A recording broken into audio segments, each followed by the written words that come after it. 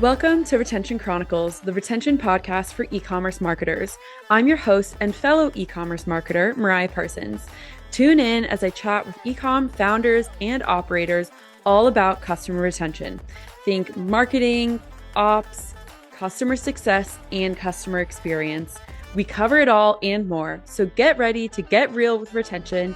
Here is our newest episode. Hello, everyone, and welcome back to Retention Chronicles. Raelina, thank you so much for being here with me today. I'm so excited to kick off this episode with you.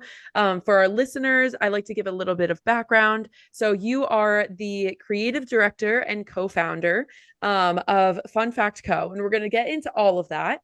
And we originally met at Shop Talk Fall, and it just so happened that we were at this networking event for women, and we sat down, had a great conversation. I was like, I knew I had to have you on the podcast. We didn't exchange numbers or anything. So I went to the internet, found you through your website, and here we are today, which is, it's so much fun to have people I meet in real life on the podcast. So thank you for being here. I'm so excited to have you.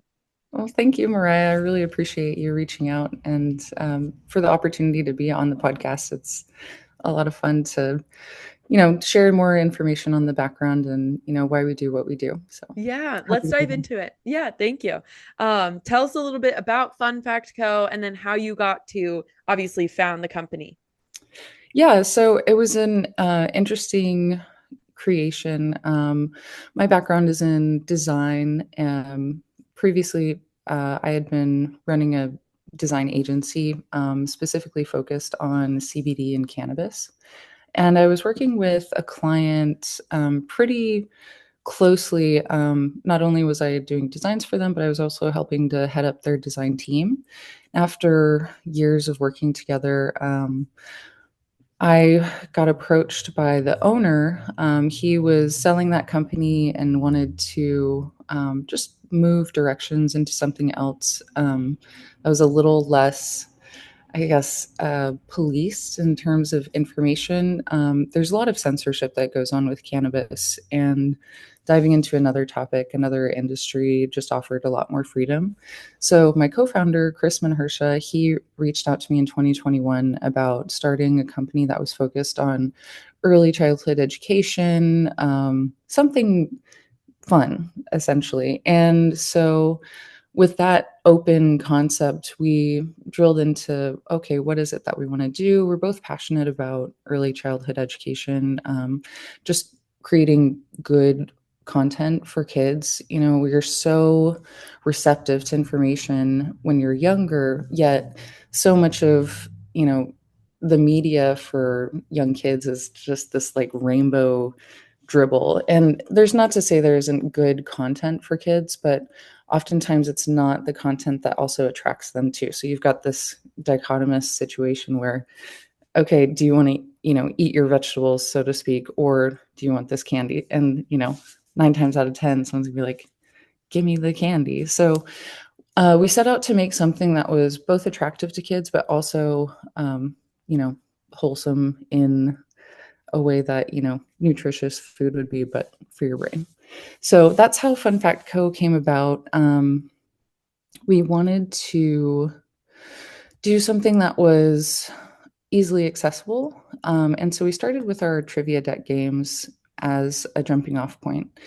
The concept there was to take bite-sized pieces of information. So we're utilizing this shortened attention span that, we all experience from social media, from, just this age of information that we're in, where, we have so much of it.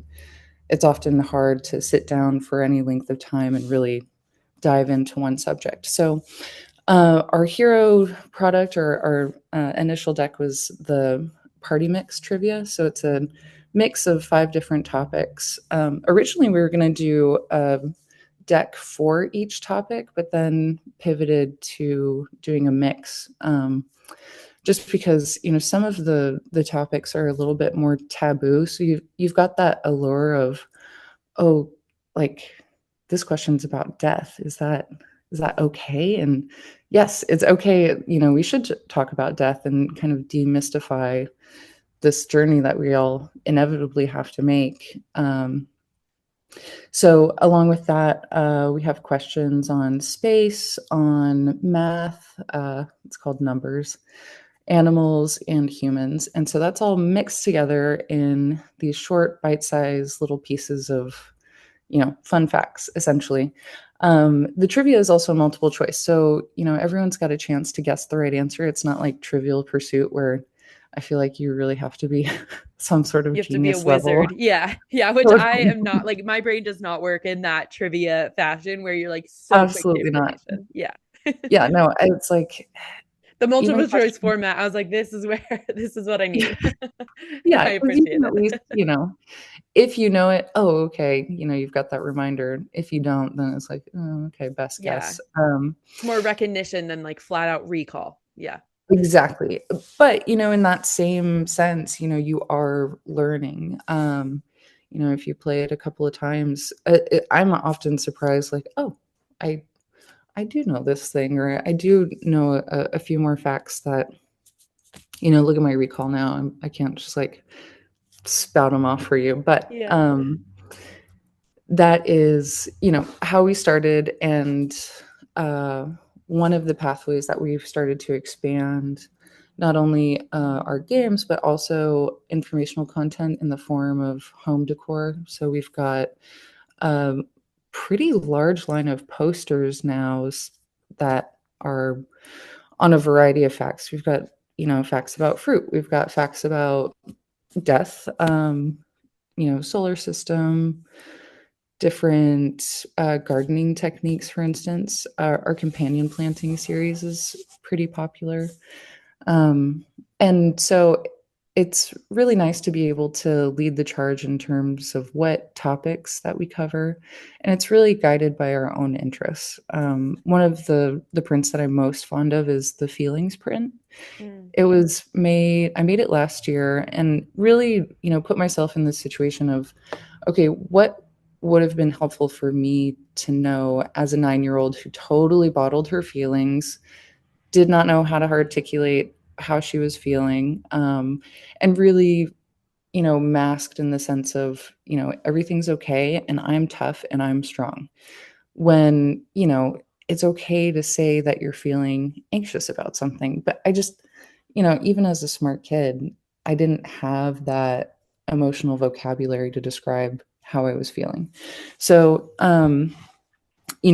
this print is nice because it's for pre-readers, early readers, and also all of our, all of our questions around like the fourth or fifth grade reading level. So a parent can help kids, or adults can play. And we try and make things that aren't so fluffy that it would, be weird that you would take our games to, a bar trivia, for instance. Yeah, I love that. Side question, but do you feel like since starting that you've gotten better about like trivia and playing and like all of the fun Oh, facts that you guys totally. have? Okay. I was just Definitely. thinking that. I was like, I have to ask you because it's like an intrusive thought that it's gonna be in my mind until I ask you. Because No, I feel like, yeah, your actually, it's expertise and way of thinking, like, how am I gonna make this game or this poster so that it's entertaining to other people? You just inherently have to learn more yourself. definitely. And that's really where, I don't know, I've got like a little knack or a strong suit. My background before doing, my design agency work was, or like my university training, my, degree, whatever, is in data visualization. So taking a large amount of data and filtering it down so it's understandable, it's bite sized. That's a long trained muscle for me. And so it's nice to be able to apply it really in any way that, we kind of see fit. Yeah, okay, that's wonderful. My background's in neuroscience, so that like recall recognition, like all of that, it's right up my alley. And like It's so emotional, yeah, fascinating. just all of the yeah, emotional awareness as kids and like development and all that stuff. Takes me right back as well. So, Oh, um cool. yeah, it was a lot of fun. I still very much exercise in my daily life. But okay, back to more technical side of things. Tell us about how you get in front of customers because I think this is, like you said, you want to make sure that your products aren't quote unquote fluffy, where adults aren't drawn to them or feel like, okay, this is like, I'm playing a kid's game, but then they're still appealing to kids and kids can learn from them. So it's kind Mhm. of, I would imagine, like two, you have two customers in my mind. So I don't know if that's how you think about it, but I would love to hear kind of how you break down getting in front of people, because acquisition is obviously quintessential to retention. Mhm. So we always like to talk about it on this podcast. Yeah, it's been a mix, and I'll be honest, our acquisition is not, I don't know, we're it's not phenomenal, I would say. There isn't any one day that you wake up and it's like, "Oh my god, there's 10,000 orders," that one campaign really worked. It's been a slow but steady growth, and, I think, it's important to recognize that or not recognize, but acknowledge the reality of growing a business. It's so rare that it is a, instant success. And I'm sure there's other examples of people, having that. But for us, we've really found our niche in with boutiques and bookstores, for instance. At first, we were going to approaching game stores and um, our game isn't enough of, like, a gamer's game to really appeal, but in bookstores and as a sideline item there, it has a lot better traction. Because one of the benefits that we do, we highlighted in our Kickstarter campaign and for wholesalers is that, it's a way to entice reluctant readers because 'cause you've got just a little bit of information, it's attractive, it's alluring, and it's easy to go through, 10 different cards. And, if you compare it to, an easy chapter book or something like that, that's a decent chapter. You've done some reading, which, can be hard for kids, especially in, screen time, battling screen time and everything like that. And so with that being said, our online channels, we've diversified using different platforms like Etsy and Amazon. Those are pretty well received as well. And but our own website, it's still really not that um, robust in terms of sales, but we do have a lot of visits and a lot of good exposure, I would say, through our blog posts. So we strategically use blog posts to cover or better cover subjects that we're already utilizing in products. So whether it's our decks, which we have two, by the way, but we have a Would You Rather deck that's all centered on just different trivia tidbits on history, and then presents a would you rather question that's associated with whatever's covered and in that little trivia question. But I would say that's the strongest way that we um, just acquire eyes on the product. And then making connections also at Shop Talk for larger retailers has been really invaluable. It was really nice to have those conversations with people who were saying like, "Hey, you're Target ready." I was like, "Okay, great. What are the Lovely. logistics of making that happen?" Because the way that we started the company, it's Chrisman and I, we had both had experience running companies where we had employees. It was a lot larger. For myself, I think a lot of it was ego driven, honestly. I felt like my company was more successful if I had, you know, people on my team, which was equally fun, but also really stressful too. Yeah. You never want to be in a position where if one client doesn't pay you, then oh no, Yeah. how do Yeah, you exactly. make payroll for all these other people? And so that was something that we consciously wanted to avoid. And so it's just the two of us, and that's the way we want it. But it gives us the ability to be really elastic in how we scale. So if, we did get into, or when we are in Target Plus, for instance, I'll say that, Yes, always Um, when. I learned this actually tidbit. Women are less likely to say when, they say if. So empowerment to say when. okay, so when we are in Target, we can scale our manufacturing accordingly so that we can fulfill all of those, needs, whether it's Target or Holt Renfrew or, Bloomingdale's, Nordstrom, whatever it is. We now do have a lot more connections. I will plug Shop Talk here because it was such an invaluable way to meet people that have resources that you need to grow. And Mhm. that kind of connection, even like us, we didn't meet in one of the like more formal like networking settings, um, like the meetups, which were great, I would say. But it was just, hey, we're sitting at the same table having a drink and listening to cool jazz at the House of Blues. Like, what a great setting. And so I can't thank them enough for creating so many organic ways to meet people who, are all really kind of like interested in the same things and have a lot to contribute to one another. Yeah, and I will applaud them as well with if you're meeting people who can't solve the problem that you're looking to solve or don't have the answer that you're looking to get answered, bets are they probably know someone else in the space that does. Oh, If they've, 100%. if they've been around, because even now I've been to 2 years of Shop Talk, in Vegas. This was the first one they had in Chicago for the fall.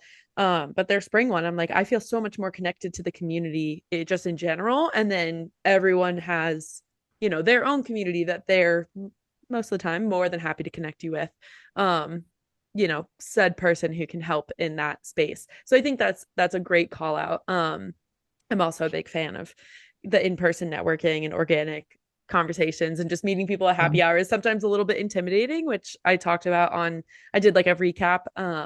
But I find once you kind of take a deep breath and then realize everyone's here for the same cause, Yeah, and then everyone's it feeling helps. the same way. Yeah, exactly. Exactly. So it's just, it gets easier once you flex that muscle a couple of times. And so I Mhm. think that's a great call out. And honestly, a really candid and honest reflection on acquisition for you all, because I know that it is obviously we're always trying to learn, right? That's why I have this podcast, is because I'm like, I don't know how to do this. Tell me about it. Like, you're the expert in your business, so tell me. Yeah. Um, Well, it's and also changed so much, mhm, so Chrisman, his real big strong suits are SEO, and that technical aspect of essentially, making your quote unquote storefront, you know, attractive. In this case, it's to bots, but in this day and age, it's just as important, if not more important, to be able to have that.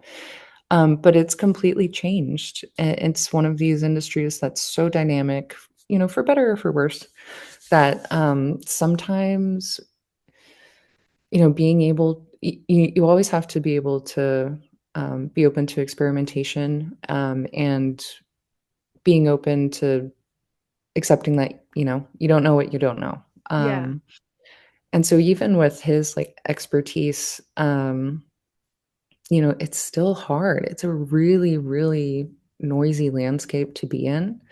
Um, and, I would just, for anyone in the same situation, it's easy to maybe be disgruntled or to be, um, you know, easy to unengage, but it's just something you have to work at little by little until you amass, I think at some point there's some critical mass, but another part of me is like, no, that's just going to be slow and steady. But in a few years, you look back and you say, oh, wow, this is so much more than what we started with. Just that incremental growth is easy to forget. And so it's always good to remind yourself and, you know, celebrate the little wins because yes, they're equally as important. yeah. I feel like a lot of the times, it's it's like overnight success over 10 years or something, right? Like, it's like you see this snapshot of someone else's business that is like, whoa, they came out of nowhere and they're crushing it. Like, right, like someone who goes on Shark Tank or goes viral, or like one of these moments that like captures Sure. people's attention. And then you don't realize it's like, oh no, they've been in the business for 7 years. Like, Yeah. right? Like, or musicians, right? It's the same thing where it's like you see Mhm. them at 16 playing on the corner of a street, and then you start hearing about them and you're like, whoa, they came out of nowhere. They're overnight successes. And they're like, wait, Mhm. no, I was doing this since for the past 10 years, right? so it's one of those things that is like it's a Yeah. very it's a very fun world to be in. And I think it is a very honest one that all entrepreneurs or just all people can understand, right? There's the look of, okay, I want to be so successful and want to have all this right? Like I want to have however you define success, right? Mhm. And it's easy to get caught up in the I'm not moving fast enough or I'm not, growing as fast as I should. Totally. And that is just not a lot. Like that is the baseline, right? Like that's the norm. Yeah. To I be think too having as growth. women, like, internalizing that, like, "Oh, I'm not doing enough," when, it's again, you have to step back and just celebrate the little wins. It's, you are doing enough, Yeah. and, you just have to be, humble and open to trying new things, but also, fortified in your resolve to just keep on doing the thing, even if, you're not seeing results. There's that great, adage of, the day that you plant your seed is not the same day that you harvest, Yeah. and just remembering that it's like, okay, we just, even though we started concepting this in 2021, we didn't launch until 2023. Right. So we had, just 2 years right out of the gate where it was, R&D, a lot of experimentation, getting things ready. So it wasn't, this big, it wasn't like, the big This bang where huge it's just rush. Yeah. just exploded and into creation. But, this little slow and steady growth, that I think is even harder to do when you're exposed to such a fast-paced lifestyle. I mean, you think about how people did business in the 1950s versus now. I can't I can't imagine if we all adhered to, the timeline of snail mail for email, for Mm-hmm. instance. Yeah. You know, I had one person tell me that she had a boss back in the day. She's like, "If you don't email back in 5 minutes, I might call the hospital. Like, I'm going to assume that you're dead or sick or both." Oh my And it's gosh. it's just a Yeah, that's a heavy overswing. it's kind of insane. And so, again, balance is a big thing. Both Crispin and I, in our backgrounds, we have overworked ourselves to the point where we're physically sick. I had done that to myself. He had experienced the same thing. And again, it's coming back to this intention of we want to build something good. It doesn't mean we have to build it fast. And we have lives. Yes. We're incorporating it into our lives. We don't live for the business. Yeah, yeah. My big thing this year is self-compassion, and that is circling everything that we're saying.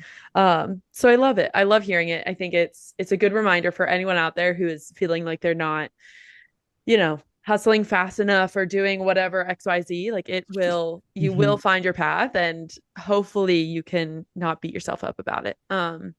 And I it is so central to, I know on this podcast we talk about a lot of tactical strategies, but also the emotional side is really important. So I love when we can get into that a little bit. I wanted to ask as well, do you see that, because when I think about um like the application of having an educational game or poster, I see like Mhm. teachers, doctors, like all of these different I guess industries that work with kids and work with adults too. Like I see applications across the board of like, oh, kids in class when they're feeling like, okay, I don't want to read, or like I need 5 minutes to like break up the whatever subject they're talking about, like pulling out like a teacher pulling out the green card and doing that for like a fun way to start or end the day or like lunch or something like that. Or doctors offices Absolutely. with like posters or teachers rooms, right? Like do you see that application much? Oh, completely. So where I am in California after COVID, the school systems really were supported in a lot of grant funding with social emotional wellness. And that can look like a lot of different things, but that is one key area that, when you think of the posters that were in your classroom growing up, like how many of them were super cheesy, you Like know, you persevere and like did skiing. yeah, you did not care about, Yeah. did not make an effect, and, when you are so spongy in that age, and, you are curious, kids are curious, humans are curious, why not take the opportunity to make it attractive, make it look good, and, impart some sort of useful knowledge. I've got things that I still have with me from kindergarten. Yeah. And, a lot of people do for better or for worse, but if we can make them, good, helpful things, especially in this vein of social emotional wellness, I think, our kids today are a lot more socially aware and emotionally mature than we were in the past, especially our young boys too. I mean, while there's always exceptions to the rule, I think that in a large part of how we're moving is, it's okay to cry. It doesn't matter if you're a boy or girl. Everyone has feelings, and that is a huge area where we do want to grow into. And actually, so by the time this is posted, we will just be launching a new line of posters that are that much more focused on social emotional wellness. I'm lucky enough to have a lot of educators in my life that I can, they're in the day to day, they're working with kids, and I can talk with them, informal interviews, things like that.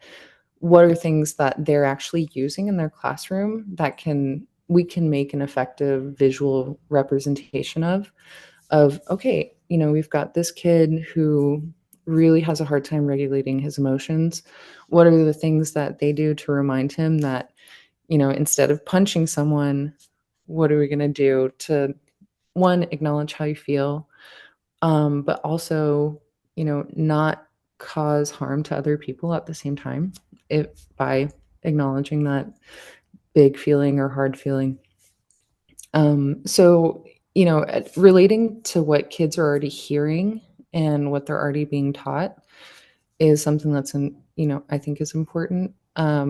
So not that we would have like custom posters for every school. We certainly could, but I think it's more of being more current in what's going on in schools today, what's going on with educators, and then incorporating that into what we're making. So whether it's a classroom or your home, it's beautiful enough that you can put on display, but actually has good content that you can take with you for a long Yeah. time. Yeah, that's lovely. I love that. Um, okay, so we've talked about acquisition. Let's talk a little bit about retention. How are you thinking about retention with something that obviously, is educational by foundation? So it's like you're not really gonna perhaps change the content when you're looking at like month to month, maybe year over year as new things come out, right? Or Mhm. you're developing new layouts or new topics. But talk to me how you're thinking about retention. Because, like we said, there's the kids that obviously have to um feel like it's a good resource for them, and like parents have to see it be a good resource for their kid as well, but then there's Yeah. also the adults, and they have to have the same experience, right, where they're coming back to um and like loving interacting with your products. So walk me through, how are you guys thinking about retention? Yeah, so posters play a big part in that, and just because we have such a faster turnaround with those, it's not an everyday purchase, I would say. We think of it in the same way you think of art. It's a really personal purchase. You don't necessarily buy a poster for someone else unless they're really into that thing. Um, and then, but also, updates with the decks as well. Because we started with thinking about each topic as its own deck, we have a lot of, I guess like gas in the tank or, information in the bank. So we are ready to, spool out two, three, four different trivia decks kind of at any time. We expanded into the Would You Rather deck so that it wasn't kind of just a rinse and repeat of what we already had. And also, it's what was fun. to us at the time. You know, a lot of people play Would You Rather and, just make up the question. So to have a little bit more of a prompt, but also to have that information, um, I think is a little bit more geared towards adults, teens. But what we discovered in actually playing it and putting it to the test, so to speak, is that it's really a great tool for conversation. Yeah. And oftentimes, I, I won't get more than like two or three cards before you're deep in a conversation that never thought you'd be there. So it's the perfect, I guess, excuse, especially if you have teenagers or you're in a situation where it's like, what do I talk about? Yeah. You can dive into an interesting subject pretty easily. With these cards, and that's kind of the cool magic behind it. I like all of these underlying things where, oh, it's not just a trivia deck, it's a way to build your reading skills or have fun with your friends if we're talking about adult customers. And you had touched on that previously. It is tricky when your audience is everyone. And so I've been looking at different ways to target our, I guess, segments. We could say it seems so clinical when you say it that way, but So the technical, but different, our yeah, audience loves it. Like segmentation is totally. a whole thing. So dive Yeah, in. so we really take a 10,000-foot view at our segments and utilize I leverage our marketing campaigns to look at each one, but um, one that we'll be focusing on is the Would You Rather deck and externally, or I guess displaying the situations in the Would You Rather as a marketing campaign, but focusing on using adult models and a little bit more of an everyday, approachable, um, visual campaign. Right now, we're going all in with families. I had a great, actually, local friends of mine and their kid come in to the studio, play the game, and we just captured those moments, which was really fun. Oh, that's cute. Yeah, it was a lot of fun. But I think adults is where we can probably grow the most because we haven't focused on them in particular as of yet. Um, so as far as retention goes, it's like we're so small. I don't, people who are finding us mostly for the first time.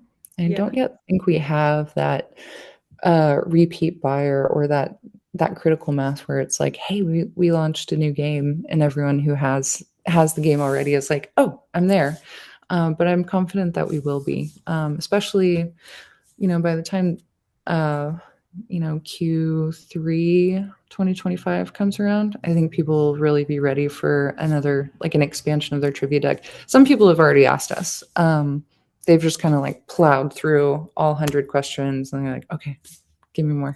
Yeah. We're That's a ready. great sign, right? Like Yeah, your yeah, customers are totally. ready. And two, I think it's a great call out because a lot of the times it can be like retention it's such a finicky thing sometimes where it's like figuring Yeah, out what works is so hard. And so yeah. that's why, because I've seen it just through the Malomo side of things with obviously working with brand founders where they're like, I actually don't know what my retention strategy should be, or like this one thing has worked really well for us, but it's not working as well right now. And like, where do you Hmm. pivot from that? And that's where Malomo was started, of the branded order tracking experience as a new channel for retention. And so like I see from my interactions through this podcast and through work of like, it is hard to figure out what your acquisition strategy, what your retention strategy is, and it takes time, like especially when Yeah. you are a newer company that you're still thinking about, okay, like what product should we make next, and why should we make that, and what customers are asking for, and all that stuff. Hmm. It is a totally honest and fair reality to acknowledge, like, I'm actually not sure what our retention strategy should be, or if we should pursue XYZ. um And You bring up a good point. The what customers are asking for. Actually, I am working on a design right now because someone reached out and said, "Do you have any posters on the aurora borealis?" I'm like, there you go. No, Yep. but we can." Yeah. So yeah, in a couple weeks I'll email her and say, "Here you go." Here, yeah, now we do. How Now did we do. you customer feedback is a huge channel, right? For every brand wants to know how their customers are receiving products Mhm. and the customer experience. So are they just like emailing you or are they finding you Yeah. on social media? Like, how are you kind of keeping your pulse on what customers are saying? Selfishly, we kind of make what we're interested in. And if people get in touch and say, like, hey, I'm really interested in this, like, would you ever, you know, make a poster about this or, you know, XYZ? We totally would. It's as cheesy as it sounds, I really do hope to make a real community around what we're making. It's one It's of not those cheesy. things Don't that you worry. It's real. yeah, no, I guess it's overused in a cheesy corporate sense, but Mhm. it is really validating to know that other people are interested in what you're interested in. One of, some of the most personal designs and the most, self-started topics are the ones that people are most gravitate to the most.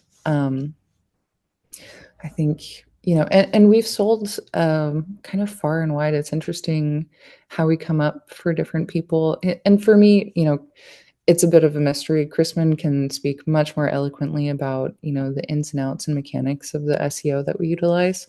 But, you know, we're we're in Colombia for, we had a professor order a poster and I was like, wow, this is great.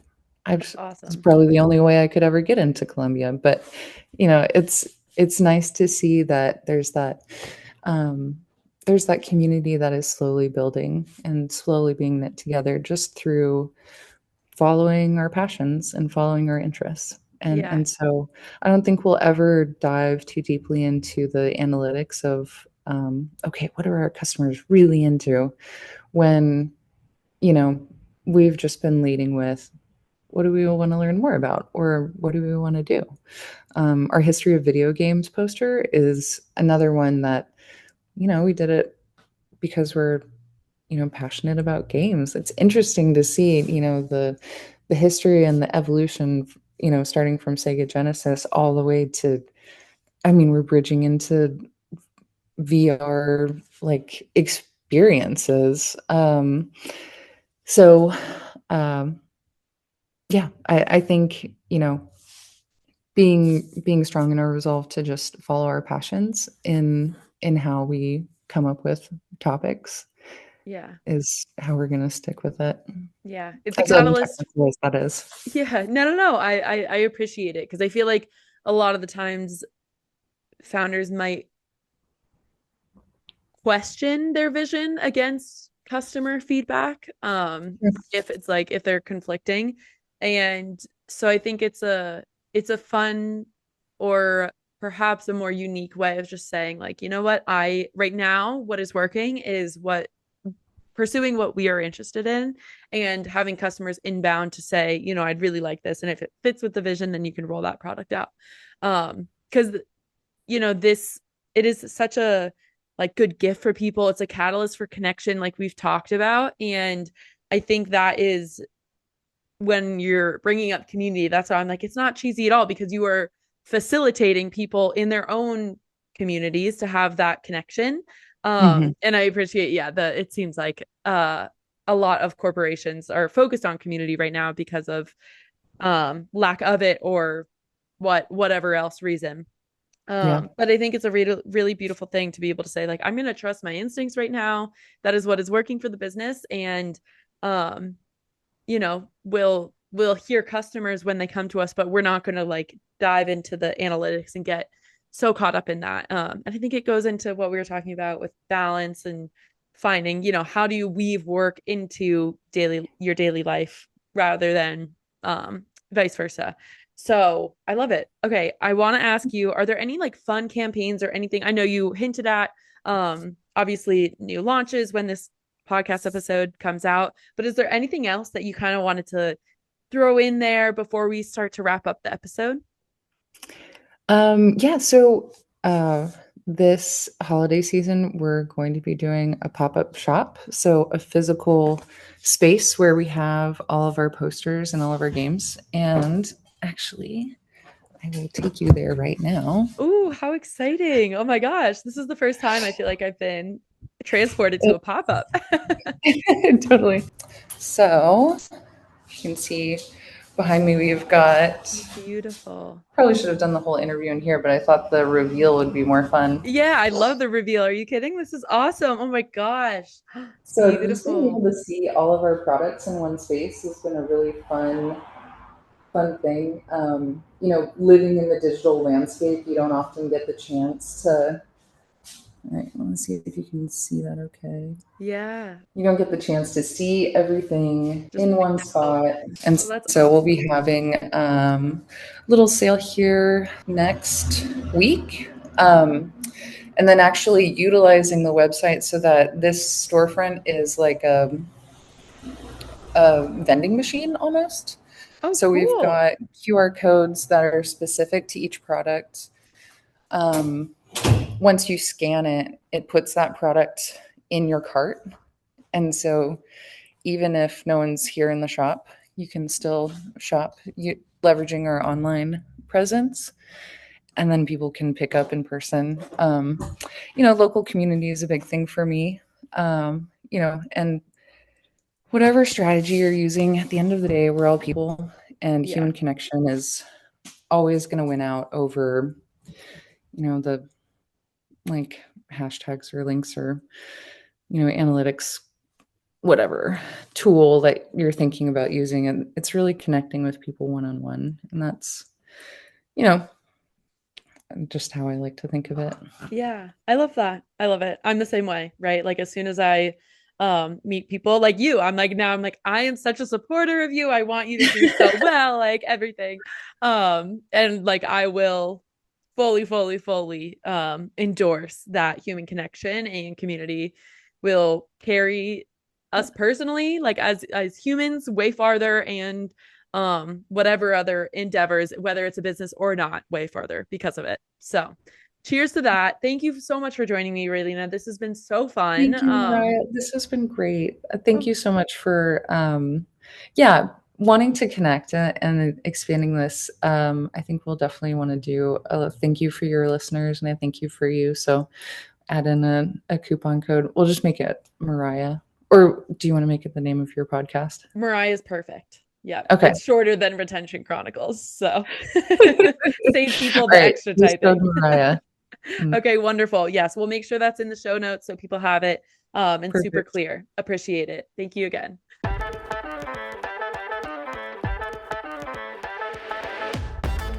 Hello, everyone. It's Mariah again. I am just popping in to say thank you for listening to today's episode.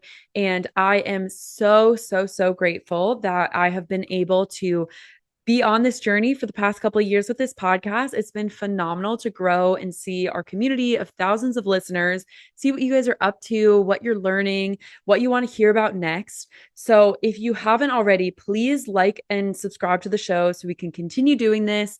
Leave us a review. Let us know your thoughts. Follow us on our new social media channels and check out our newly launched website. If you or someone you know would be a great guest for the show, please do not be shy. Fill out the form that we have on there because those are some of my favorite interviews. And I will make sure that our new website is linked in the bio. It's retentionchroniclespodcast.com. And as always, let's give a warm shout out to our day one sponsor, Malomo. As you already know, Malomo is an order tracking platform that enables Shopify brands to take control of their transactional email and SMS through branded order tracking.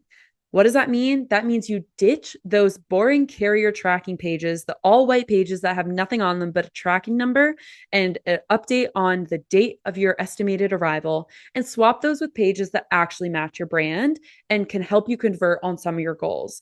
Customers like you and I obsessively check that tracking page when we're looking for our order at our doorstep, an average of 4.6 times, if you can believe it. Yes, customers are going to that page 4.6 times. So don't waste out on all that customer engagement and instead send them to a page that converts in the way that you want it to. I am talking dealing with shipping issues, having cross sells and upsells, having your social media on there, your loyalty programs, anything that you can imagine.